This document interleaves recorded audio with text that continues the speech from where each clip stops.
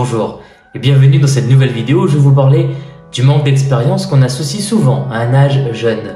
Alors avant de me dire que c'est une phrase qui est vraie ou qu'alors que vous êtes totalement d'accord avec moi et que c'est complètement faux, je vous laisse écouter mes arguments et me laisser un commentaire pour voir ce que vous en pensez. Je suis souvent à titre personnel confronté à cette image de jeunes personnes qui arrivent sur le marché du travail dans un métier où je suis censé être quelqu'un de beaucoup plus âgé ou qui a beaucoup plus de bouteilles, si je peux utiliser cette expression. On a l'habitude de dire aux personnes qui veulent être formateurs ou coach qu'elles doivent d'abord vivre énormément de choses pour ensuite pouvoir les transmettre. C'est une réalité. Pourtant, vivre beaucoup de choses et vivre des expériences significatives, ça ne veut pas forcément dire avoir une vie qui a duré longtemps. On peut avoir 20 ans et avoir vécu énormément de choses, comme en avoir 40 et avoir vécu rien du tout.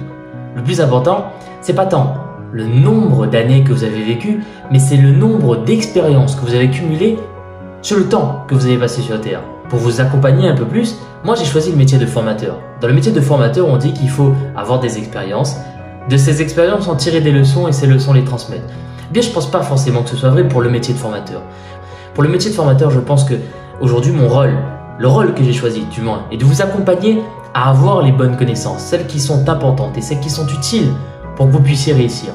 Et en tant que coach, c'est vous accompagner à les utiliser et à choisir qu'est-ce qu'il faut comme outil pour pouvoir avancer.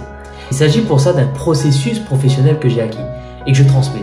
Et c'est pour ça que je disais aux personnes en face de moi que c'est pas que je ne manque pas d'expérience ou que je suis pas très jeune ou que je suis pas trop jeune. Je commence, certes.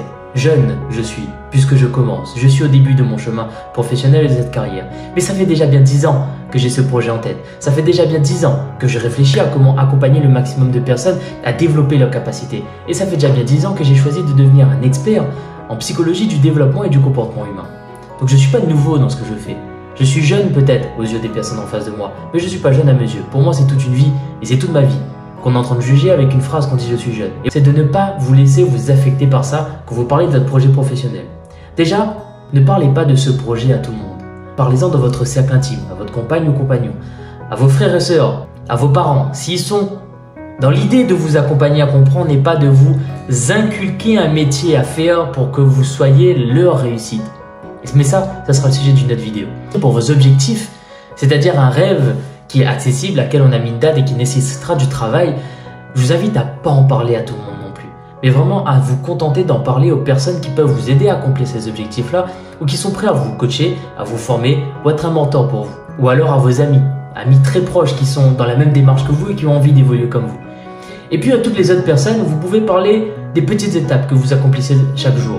Pourquoi? Parce que ce sont des étapes qui sont accessibles, que les autres peuvent facilement comprendre. Je ne vais pas parler de mon rêve, je ne vais pas vous parler de mon objectif, je vais vous parler d'une petite étape. La petite étape, c'est qu'à travers cette vidéo, vous puissiez vous dire que vous aussi, vous ne manquez pas d'expérience, vous manquez juste de connaissances et vous manquez juste d'outils pour pouvoir avancer vers ce que vous avez envie de faire.